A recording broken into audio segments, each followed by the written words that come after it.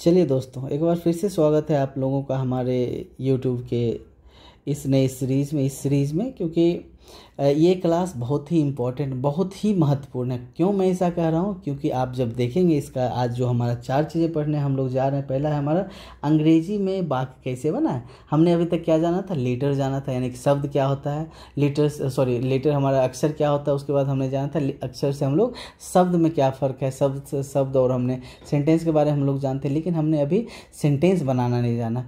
इस वीडियो में हम लोग जानेंगे कैसे सेंटेंस बनाना है। हम लोग सेंटेंस में क्या क्या चीज़ें होती है, सब्जेक्ट क्या होता है, वर्ब क्या होता है, कॉम्प्लीमेंट क्या होता है। उसके बाद हम लोग जानेंगे कि हम लोग दिस और दैट का कहाँ पे यूज करना है। उसके बाद हम लोग जानेंगे, तीसरा है हमारा काउंटेबल और अनकाउंटेबल क्या होता है, इसमें क्या फ़र्क होता है। चौथा हमारा है नंबर क्या होता है, इसके बारे में हम लोग जानेंगे। ठीक है, चलिए आज तो हम लोग यहाँ से शुरू करते हैं। पहला हम लोग, जैसा कि हमने बताया कि हम लोग कैसे, पहले ये जानेंगे कि सेंटेंस हम लोग कैसे बनाएं। चलिए, ये हमारा बेसिक क्लास चौथा है और यदि आपने पीछे वाला क्लास नहीं देखा है तो आप लोग ज़रूर देखिए, क्योंकि उसमें बहुत ही मतलब छोटी जानकारी है, लेकिन बहुत ही इंपॉर्टेंट जानकारी है। और बेसिकली खास करके जो तीसरा और क्या है चौथा जो हमारा ये क्लास है, तीसरा का पार्ट 1 और तीसरा का पार्ट 2 दोनों ही बहुत ही महत्वपूर्ण है। ठीक है, तो उसको देखना बिल्कुल भी ना भूलें। और उसमें क्या है, बहुत ही मतलब छोटे वर्ड मीनिंग्स हैं, वर्ड पावर है, क्योंकि उसको जब आप लोग जान लेंगे तो हमारा ये सारी चीज़ें बनाना आसान हो जाएगी। ठीक है, तो चलिए हम लोग यहाँ से शुरू करते हैं कि हम लोग सेंटेंस कैसे बनाते हैं। पहले हम लोग जानते हैं कि जैसे लेटर को हम लोग जानते थे, लेटर को जितने भी लेटर होते हैं, यानी कि ABCD से लेके हमारा कितना हो गया XYZ तक, ये क्या था हमारा लेटर था। वर्ड क्या था हमारा? वर्ड जब हम लोग किसी एक या एक से अधिक लेटर मिलके किसी मतलब कि जिसका कोई शब्द बनाता हो, लेकिन उसका एक क्या होना चाहिए, मीनिंग होना चाहिए, तो हम लोग उसको क्या कहते हैं, शब्द कहते हैं। जैसे AMR, ये तीनों हमारा क्या है, शब्द है। एक का मतलब क्या होता है, एक। M मतलब क्या होता है, हैं। M मतलब क्या होता है, हूँ, नोट है। M मतलब होता है हूँ। और यदि R का मतलब देखें तो R का मतलब होता है हैं। ठीक है, तो हमने क्या देखा कि ये जो वर्ड जो बन रहा है, एक या एक से अधिक लेटर मिलके क्या कर रहा है, शब्द का निर्माण कर रहा है। लेकिन शब्द कैसा होना चाहिए, जिसका अर्थ निकलता हो। जैसे M की जगह MA लिख दिए, ठीक है, इसका कोई अर्थ नहीं निकलता। यदि RE की जगह ERA लिख दिए, इसका तो मतलब निकलता है। मान लीजिए RAE लिख दिए तो इसका कोई मतलब नहीं निकलता। तो ये हमारा क्या होगा, बेसिकली वर्ड हमारा नहीं है। तो हमने क्या सीखा कि वर्ड बनाने के लिए हमें किसकी क्या होना चाहिए, उसका अर्थ निकलना चाहिए, तो वो वर्ड कहलाएगा। राइट, अब हम लोग क्या था, सेंटेंस में क्या था हमारा मतलब कि एक कॉन्सेप्ट। सेंटेंस में ये था कि जब एक से अधिक क्या कहते हैं, लेटर मिलकर हम लोग क्या एक से अधिक वर्ड मिलकर जब हम लोग किसी चीज़ को मतलब इन्फॉर्मेशन को कंप्लीट इन्फॉर्मेशन देते हैं, तो वो क्या हो जाता है, हमारा सेंटेंस हो जाता है। जैसे मैं कह रहा हूँ यह राम है, राइट, यह राम है, तो इसमें क्या कितने शब्द का निर्माण हुआ है, यहाँ पे कितने शब्द का यूज हुआ, 1, 2 और 3 शब्द का यूज होके क्या बना है, एक सेंटेंस का बना है। सेंटेंस क्या बना है हमारा, यहाँ पे यह राम, यानी कि ये एक कंप्लीट सेंस दे रहा है, किसी के बारे में बता रहा है जो नज़दीक होगा उसके बारे में कि यह क्या है, राम है। राइट, तो हमें क्या जाना, लेटर, वर्ड और हमारे सेंटेंस के बारे में जाना। आज हम लोग जानेंगे कि सेंटेंस कैसे फॉर्म करते हैं। राइट, अब देखिए यहाँ पे कुछ हमारा सेंटेंस है, कुछ हमारा सेंटेंस पहले से दिया हो। यह अमर है, वह सीता है, यह मधु है, वह सोनी है, वह रजिया। यानी कि जब आप ये सबको देखेंगे ना, तो आपको पता चलेगा कि ये क्या है, एक कंप्लीट क्या दे रहा है, इन्फॉर्मेशन दे रहा है। कंप्लीट जो बताना चाह रहा है, बोलने वाला जो बताना चाह रहा है, वो मतलब प्रॉपर चीज़ों को सुनने वाले को एकदम उसी रूप में डिलीवर कर रहा है, उसी रूप में बता रहा है जिसमें कि वो समझ पा रहा है। राइट, जैसे मैं कह रहा हूँ यह अमर है, इट मीन्स कि अमर उसके पास होगा या नज़दीक में होगा, उसको बता के कह रहा है यह अमर है। यदि वह कहते हैं वह सीता है, वह मतलब क्या है, वह सीता मतलब क्या, वो उसके नज़दीक में नहीं होगा, थोड़ा दूरी पे होगा, जहाँ पे वो उसका हाथ नहीं पहुँच रहा होगा या फिर सही से मतलब बता नहीं पा रहा होगा, जिसके कारण उसे पॉइंट आउट करके यानी उंगली दिखा के या फिर शरीर के हाव भाव से हम लोग बताते हैं कि वह सीता है। राइट, उसी तरह यह मधु है, ये भी नज़दीक का सेंस बता रहा है, वह सोने। यानी कि कोई भी चीज़ जब हम लोग बोलते हैं, जिससे कंप्लीट क्या होता है, इन्फॉर्मेशन डिलीवर होता है। इन्फॉर्मेशन एक आदमी से दूसरे आदमी की तरफ ट्रांसफ़र होता है ना, तो उसको हम लोग क्या कहते हैं, सेंटेंस कहते हैं। उसको हम लोग किसके द्वारा ट्रांसफ़र करते हैं, सेंटेंस के द्वारा करते हैं ट्रांसफ़र। तो आप समझ सकते हैं कि किसी भी लैंग्वेज में बोलने के लिए हमें क्या आना चाहिए, वाक्य का होना जरूरी है, सेंटेंस का होना जरूरी है। और सेंटेंस फॉर्मेशन बहुत ही महत्वपूर्ण चीज़ है। जब हम लोग बचपन में होते हैं, बचपन में हम लोग क्या करते हैं, स्टार्टिंग में मम्मा पापा दादा दादी ये सब बोलना शुरू करते हैं, लेकिन बाद जब धीरे धीरे हम लोग क्या करते हैं, बड़े होने लगते हैं, तो हम लोग क्या करते हैं, सेंटेंस बनाना स्टार्ट करते हैं। बस उसी पड़ाव पे हम लोग यहाँ पे हैं, यानी कि यहाँ पे हम लोग सेंटेंस बनाना शुरू करेंगे। चलिए अब हम लोग जानते हैं कि सेंटेंस बनाने के लिए क्या क्या चीज़ों की ज़रूरत होती है। सेंटेंस में बेसिकली क्या होता है, एक सब्जेक्ट होता है, दूसरा होता है हमारा एक हमारा सब्जेक्ट होता है, दूसरा हमारा होता है वर्ब होता है, तीसरा हमारा कॉम्प्लीमेंट होता है, राइट। अब हम लोग जानते हैं तीनों में क्या अंतर है, ठीक है। तीनों अंतर हम लोग जब समझ जाएंगे तो हमारा बनाना आसान हो जाएगा। यानी कि जब किसी चीज़ को, सब्जेक्ट क्या होता है, सब्जेक्ट वो होता है जिस शब्द से, किसी भी वाक्य में जिस शब्द से किसी चीज़ के बारे में इंफॉर्मेशन देना होता है, किसी चीज़ के बारे में जानकारी देनी होती है, तो उसको हम लोग क्या कहेंगे, सब्जेक्ट कहेंगे, ठीक है। जैसे हम लोग यह पहला अक्षर है, पहला वाक्य में देखिए यह अमर है, यह किसके बारे में जानकारी दे रहा है, अमर के बारे में। उसी तरह दूसरा यदि देखा जाए, वह सीता है, वह किसके बारे में जानकारी दे रहा है, सीता के बारे में। उसी तरह तीसरा यदि देखा जाए, यह किसके बारे में जानकारी दे रहा है, मधु के बारे में। उसी तरह चौथा में देखा जाए, वह किसके बारे में जानकारी दे रहा है, रजिया के बारे में, सोनी के बारे में।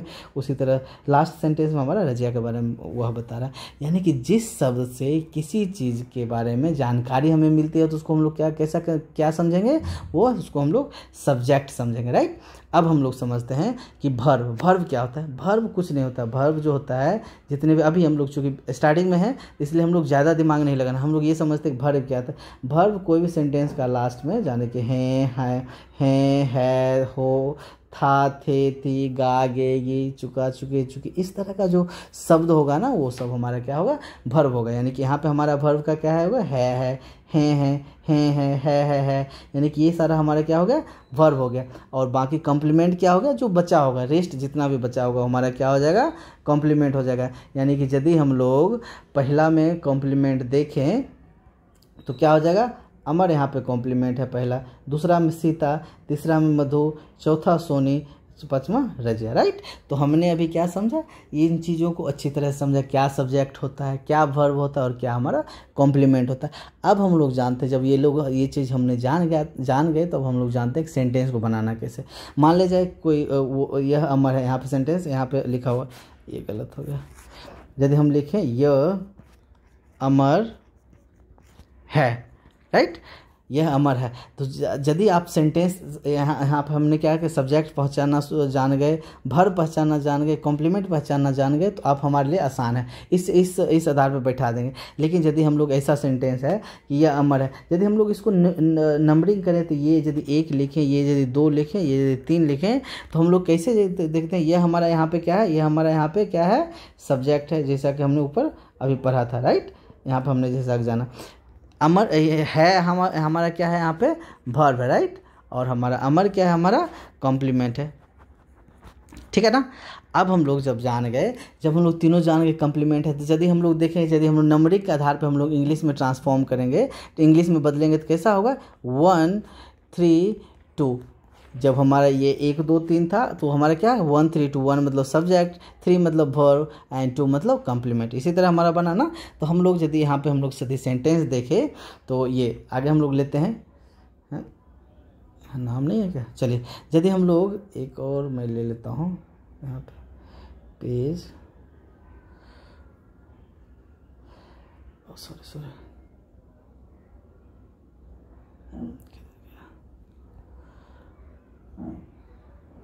टेम्पलेट चेंज करना पड़ेगा, चलिए दूसरा लेता हूँ।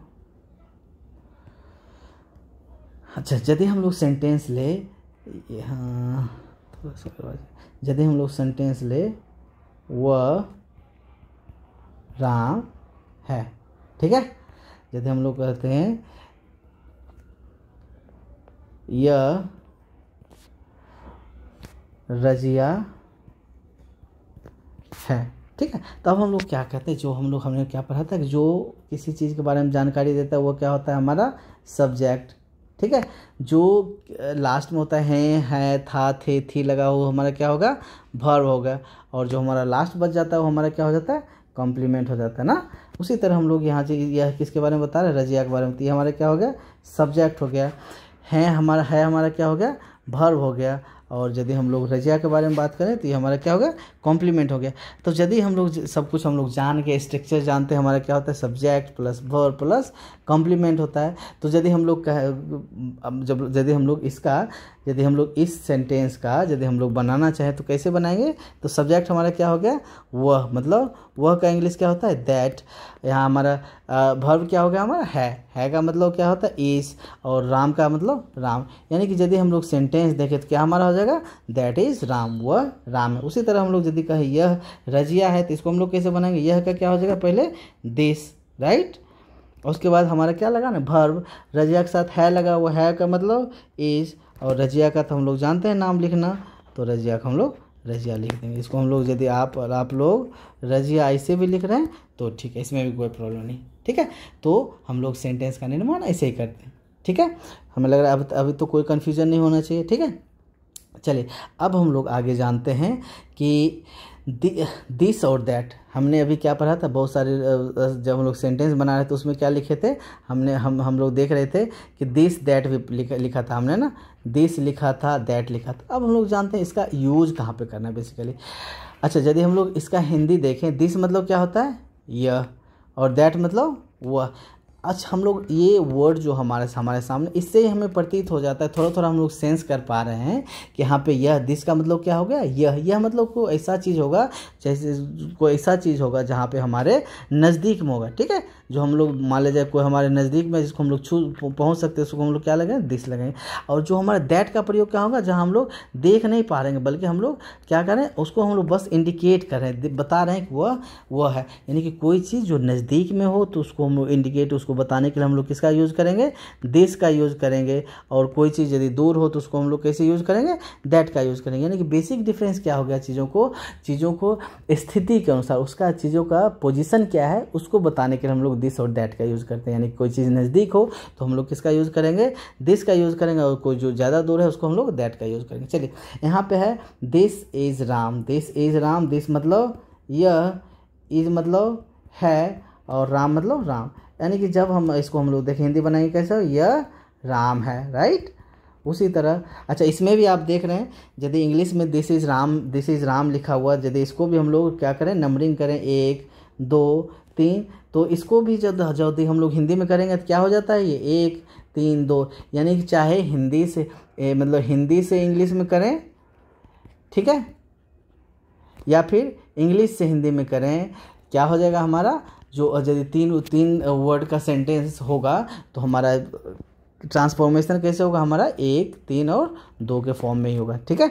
चलिए हम लोग चलते, जैसे दिस इज़ बचार, दिस इज़ बिहार, दिस मतलब यह, इज़ मतलब है, बिहार मतलब बिहार, यह बिहार है। उसी तरह दिस इज़ मुमताज़, यानी दिस मतलब यह, इज़ मतलब है, मुमताज़ मतलब मुमताज़। चलिए यहाँ पे हम लोग समझते हैं दिस इज़ बिहार, बिहार मतलब इसमें क्या हो सकता है, क्या पॉसिबिलिटी है। मान लीजिए कोई कह रहा है दिस इज़ बिहार, इसका मतलब है कि मान लीजिए कोई आदमी ये क्या रखा है, मैप लिखा हुआ, जैसे इंडिया का मैप लिया, उसको दिखा रहा है, ठीक है, मैप लेके दिखा रहा है, और वहाँ पे क्या कर रहा है, एक जगह क्या है, बिहार यहाँ पे मिला है, तो वो क्या कर रहा है, वहाँ पे पॉइंट आउट करके कह रहा है दिस इज़ बिहार, राइट। अब यदि कह रहा है this is Mumtaz, this is Mumtaz मतलब मुमताज़ मतलब हो सकता है कि यदि हम लोग उस मुमताज़ की बात करें जिसके बारे में, जिसके ताजमहल जिसके याद में बना था, तो उसमें क्या हो जाएगा, तो वो यदि फ़ोटो में लगा है, यदि फ़ोटो में होगा उसका, तो हम लोग कहेंगे दिस इज़ मुमताज़। लेकिन यदि कोई लड़की है जिसको आप लोग जानते हैं, आपके बगल में खड़ी है, तो उसको भी हम लोग क्या सकते हैं, दिस इज़ मुमताज़ कह सकते हैं। उसी तरह दिस इज़ अनिल, अनिल नज़दीक में खड़ा हुआ, इसलिए उसको बताने के लिए हम लोग किसका यूज़ कर रहे हैं, दिस का यूज़ कर रहे हैं। अब हम लोग दूर, जैसा कि हमने बताया, दूर को बताने के लिए हम क्या किसका यूज़ करते हैं, दैट का यूज़ करते हैं। जैसे दैट इज़ हाजीपुर, यानी कि हाजीपुर कहाँ से, जहाँ से आप बता रहे हैं वहाँ से दूर हाजीपुर होगा, यानी कि आपके पहुँच से नज़दीक होगा, पहुँच से दूर होगा, इसलिए हम लोग दैट लगा रहे हैं। यानी कि यदि आप पटना के NIT घाट से आप यदि उस साइड गंगा के इस साइड से लेके जब आप बता रहे हैं यहाँ पे हाजीपुर है, ठीक है, तो हम लोग किसका यूज़ करेंगे, हाजीपुर के यहाँ पे हम लोग इसको हम बताने के लिए क्या किसका यूज़ करेंगे, दैट का यूज़ करेंगे, क्योंकि ये हमारे नज़दीक में नहीं है। हम लोग गांधी घाट पे कह सकते हैं ये गांधी घाट है, लेकिन जब हाजीपुर का बात करेंगे तो क्या होगा, हाजीपुर दूर है, इसलिए हम लोग दैट लगाएंगे, राइट। उसी तरह दैट इज़ अब्दुल मतलब अब्दुल क्या है, वहाँ से दूर होगा। दैट इज़ गीता, गीता वह गीता है, यानी कि गीता वहाँ से दूर होगी, ठीक है। हमें लग रहा है यहाँ पे कोई कन्फ्यूजन होना नहीं चाहिए, और यदि होगा तो आप हमें मतलब कि मैसेज में ज़रूर लिखें, ठीक है। चलिए अब हम लोग आगे बढ़ते हैं। कुछ उदाहरण है हमारे पास, इसको आप खुद से बनाएं। यदि दिस का मतलब यह है, राइट। अमर मतलब नाम हो गया, है मतलब, ठीक है, सॉरी, यह मतलब दिस। यदि इंग्लिश हम लोग देखें, यह मतलब दिस, है का मतलब ईच हो गया, और अमर का मतलब क्या हो गया, हमारा अमर। तो यदि हमारा 1 2 3 के हिसाब से बनाए, यदि subject plus verb plus complement पता है तो ठीक है। ये हमारा यह दिस क्या किसके बारे में बता रहा है, अमर के बारे में बता रहा है, तो इसलिए दिस हमारा यहाँ पे क्या हो गया, सब्जेक्ट हो गया। और है लगा हुआ तो ये हमारा वर्ब होता है, ऑटोमेटिक जानते हैं। और अमर क्या है, नाम है, ये हमारा कम्प्लीमेंट हो गया। यदि ये आता है तो हम लोग कैसे बना सकते हैं, दिस इज अमर, राइट। और उसी तरह यदि ऐसे नहीं याद है तो हम लोग जैसे नंबरिंग किए थे 1 2 3, तो यदि हम लोग 1 3 2 भी करेंगे तो हमारा क्या होगा, 1 में क्या है हमारा दिस है, उसी तरह 3 में क्या है इज है, और 2 में क्या है अमर है, राइट। तो हम लोग ऐसे भी फॉर्मेशन कर सकते हैं सेंटेंस का। अब लोग एक दैट का बना लेते हैं। वह इलाहाबाद, वह लखनऊ, यानी कि वह का मतलब यहाँ पर क्या हो गया, दैट, यानी कि दूर होगा, जो नज़दीक में नहीं होगा। है का मतलब यहाँ क्या है, इज। लखनऊ का तो हम लोग कैसे जानते हैं, LUCKNOW।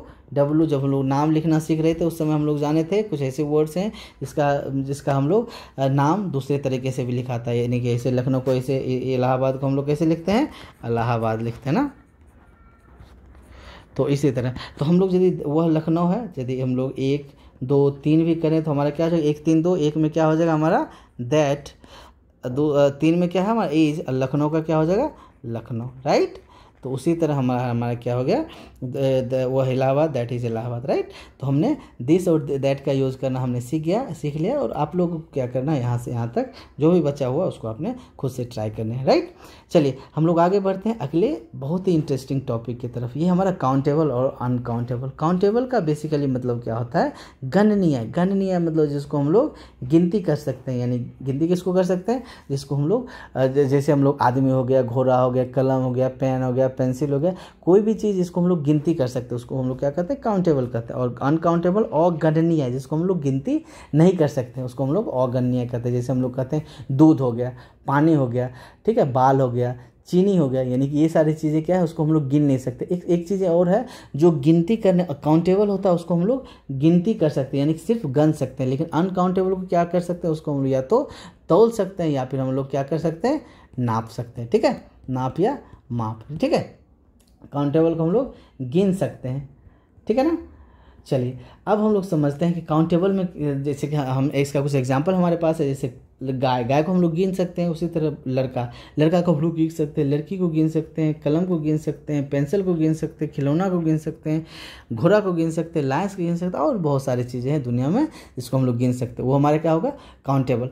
अब हम लोग अनकाउंटेबल को जब हम लोग कहें तो उसको जिसको हम लोग गिन नहीं सकते, जैसे हम लोग पानी को हम लोग गिन नहीं सकते हैं, दूध को हम लोग नहीं गिन सकते, मनी को हम लोग नहीं गिन सकते, इलेक्ट्रिसिटी को हम लोग गिन नहीं सकते, टी को गिन नहीं सकते, शुगर को हम लोग गिन नहीं सकते, राइस, एयर, नॉलेज, एंगर, जितने भी चीज़ें यहाँ पे दिख रहा है इसको हम लोग गिन नहीं सकते। जैसे हम लोग वाटर को क्या कर सकते हैं, हम लोग नाप सकते हैं, मिल्क को हम लोग नाप सकते हैं, मनी को हम लोग मतलब मेजर, इसको करेंसी में हम लोग मेजर कर सकते हैं, इलेक्ट्रिसिटी को हम लोग यूनिट में करते हैं, चाय को हम लोग कप में या फिर ग्राम में, इसी तरह हम लोग इसको करते हैं, चीनी को भी हम लोग केजी में। यानी कि जिस चीज़ों को हम लोग क्या कर सकते हैं, या तो नाप सकते हैं या तो तोल सकते हैं, वो क्या होगा, हमारा अनकाउंटेबल होगा, ठीक है। तो हमने क्या पढ़ा, काउंटेबल अनकाउंटेबल हमने फ़र्क समझा। काउंटेबल वो होता है जिसको हम लोग गिन सकते हैं, और अनकाउंटेबल वो होता है जिसको हम लोग गिन नहीं सकते, बल्कि तौल या नाप या माप सकते, राइट। चलिए तो हमें लगता है यहाँ पे हम लोगों को एकदम क्लियर हो जाना चाहिए। उम्मीद है कि आप लोग ज़रूर समझ पा रहे हैं। यदि कोई कन्फ्यूजन हो तो फिर से हमें ज़रूर लिखिएगा। चलिए अब हम लोग समझते हैं कि नंबर ये भी बहुत ही महत्वपूर्ण है। ये सारी चीज़ जैसा हमें बताया, ये बहुत ही क्या कहते हैं, एकदम बहुत ही, ये समझिए कि इम्पॉर्टेंट सेशन है, और ये इसे समझना, बेसिक चीज़ों को समझना बहुत ही ज़रूरी है। क्योंकि आगे जब हम लोग बनाएंगे तो एक से ज़्यादा का बात करना का होगा तो हम लोग कैसे करेंगे, कैसे लिखेंगे, ये सारी चीज़ें हमें नॉलेज में होनी चाहिए। चलिए नंबर, हम लोग नंबर मतलब होता है वचन हमने पढ़ा संस्कृत में पढ़ा होगा। तो हम लोग एक वचन होता था, ठीक है ना। उसी तरह हमारा द्विवचन होता था, उसके बाद हमारा बहुवचन, राइट। ये संस्कृत में होता था, हिंदी में मेरे को याद भी नहीं है, लेकिन ये समझ ले ये 3 वचन हम लोग कहीं ना कहीं पढ़ते थे। लेकिन यदि हम लोग इंग्लिश की बात करें इसमें 2 ही होता है, यानी कि एक होता है सिंगुलर जिसको हम लोग एक वचन कहते हैं और दूसरा होता है प्लूरल यानी कि जिसको बहुवचन कहते हैं। सिंगुलर से ही एक वचन से हम लोग पता चल रहा है, एक वचन मतलब जिससे एक चीज़ों का बोध हो। एक चीज़ें मतलब कोई भी चीज़, कलम, आदमी, ठीक है, घोड़ा, कुछ भी चीज़ एक चीज। और प्लूरल मतलब जिससे एक से ज़्यादा, यानी कि एक से ज़्यादा जिसमें बोध हो, यानी कि जैसे कि 2 घोड़े, 10 हाथी, 4 आदमी, 5 बैल। तो मतलब जिसको हम लोग एक से ज़्यादा का हम लोग जहाँ पे प्रतीत होता है उसको हम लोग क्या कहेंगे, प्लूरल कहेंगे। और हमेशा ध्यान रखिए सिंगुलर और प्लूरल किसका होगा, सिंगुलर और प्लूरल किसका होगा, हमेशा काउंटेबल का। अनकाउंटेबल का कभी भी प्लूरल नहीं होता है, ठीक है। प्लूरल किसका होगा, काउंटेबल का, यानी कि गधा का हो सकता है लेकिन पानी का कभी भी हमारा प्लूरल नहीं होगा। अनकाउंटेबल हमेशा अनकाउंटेबल हमेशा किस में रहता है, हमेशा ये सिंगुलर में रहता है, कभी भी प्लूरल ये नहीं होता, राइट। चलिए, तो हमने क्या सीखा, सिंगुलर क्या होता है, जिससे एक वस्तु का बोध होता है। एक वस्तु, वो आदमी भी हो सकता है, कुछ भी हो सकता है जिसको हम लोग गिन सकते हैं, जिससे एक का बोध होता होगा उसको हम लोग क्या कहते हैं, सिंगुलर कहते हैं। जैसे हम लोग कैट, बिल्ली, ठीक है, काऊ मतलब गाय, मैन मतलब आदमी, बॉय मतलब लड़का, गर्ल में लड़की, बहुत सारे और भी एग्जाम्पल्स होगा। और यदि प्लूरल की बात करी जाए जिसको हम लोग, जिससे एक से अधिक का बोध, यानी कि कम से कम 2 या 2 से ज़्यादा, राइट। तो हम लोग क्या कहें, उसको हम लोग क्या कहेंगे, प्लूरल कहेंगे, राइट। चलिए, कुछ एग्जाम्पल है। हमारा कैट हमारा था यदि सिंगुलर, तो कैट्स हमारा क्या हो जाएगा, बिल्ली। ये बिल्ली था तो ये हमारा क्या हो गई, हमारा बिल्लियाँ हो गई, राइट। उसी तरह हमारा यदि यहाँ काव है गाय, तो हमारे यहाँ गाय हो गई। मैन आदमी था तो हमारा मैन ये हो गया, MEN होता है, ठीक है। उसी तरह हमारा बॉय लड़का था तो हमारा बॉयज़ लड़के हो गए। गर्ल लड़की थी तो हमारा गर्ल्स लड़कियाँ हो गई, ठीक है। तो हमने क्या देखा, यदि सिंगुलर ये था, प्लूरल में क्या था, हमने क्या किया, सब में ज़्यादातर जगह पे हमने क्या किया, एस का यूज करने से हम लोग क्या बना लिए, प्लूरल बना लिए। आगे हम लोग वीडियो बनाएंगे तो हम एक मैं एक्स्ट्रा स्पेशल वीडियो बनाऊंगा, नंबर को सिंगुलर से प्लूरल कैसे करना है, तो उसमें आप लोग देख लीजिएगा। अभी नॉर्मली आप ये समझिए, किसी भी काउंटेबल चीज़ में यदि वो सिंगुलर हो तो उसमें एस लगा के हम लोग क्या कर सकते हैं, उसको कन्वर्ट कर सकते हैं, किस में, प्लूरल में कर सकते हैं, ठीक है। तो मैन में सिर्फ क्या था, मैन था। वुमेन हमारा यदि औरत है, WOMEN हमारा सिंगुलर होता है, तो यदि हम लोग उसको प्लूरल करें क्या हो जाएगा, वुमेन, WOMEN हो जाता है, ठीक है। तो सिंगुलर को प्लूरल करने के लिए हम लोग नॉर्मली एस का यूज़ करते हैं, और एक्सेप्शन हम लोग जब हम लोग स्पेशल इस चैप्टर को पढ़ेंगे तो उसमें हम लोग बता देंगे, ठीक है। तो हमें लग रहा है कि जितने भी आज 2-4 टॉपिक थे वो हम लोग सारा क्लियर कर लिया, और मैं उम्मीद करता हूँ कि इससे आप बहुत अच्छे से समझे होंगे और बहुत अच्छे से मतलब पढ़िए, देखिए। यदि कोई प्रॉब्लम हो तो आप हमें ज़रूर बताइए। चलिए, thank you very much for watching the video. And यदि अच्छा लगे तो एक बार फिर से मैं कहता हूँ कि यदि अच्छा लगे तो वीडियो को ज़रूर देखें और शेयर ज़रूर करें, और वीडियो को लाइक, और ठीक है। चलिए, तो मिलते हैं फिर नेक्स्ट सेशन में एक बहुत ही इंटरेस्टिंग टॉपिक और बहुत ही मज़ेदार चीज़ों के साथ, क्योंकि आने वाले दिन में जितने भी हमारे वीडियोस होंगे, जितने भी हमारा टॉपिक है, बहुत ही महत्वपूर्ण है, स्पेशली स्पीकिंग, मतलब बोलचाल के पॉइंट ऑफ व्यू से, राइट। और यदि आप मतलब परीक्षा की भी तैयारी करें उसके पॉइंट ऑफ व्यू से भी ये बहुत ही महत्वपूर्ण होने जा रहा है, क्योंकि हम लोग अभी बेसिक करें, और बेसिक जानना किसी भी चीज़ के लिए बहुत ही महत्वपूर्ण है। तो चलिए, आप बने रहिए हमारे साथ और देखते रहिए हमारा, ठीक है। चलिए, फिर मिलते हैं नेक्स्ट वीडियो में। चलिए, थैंक यू वेरी मच।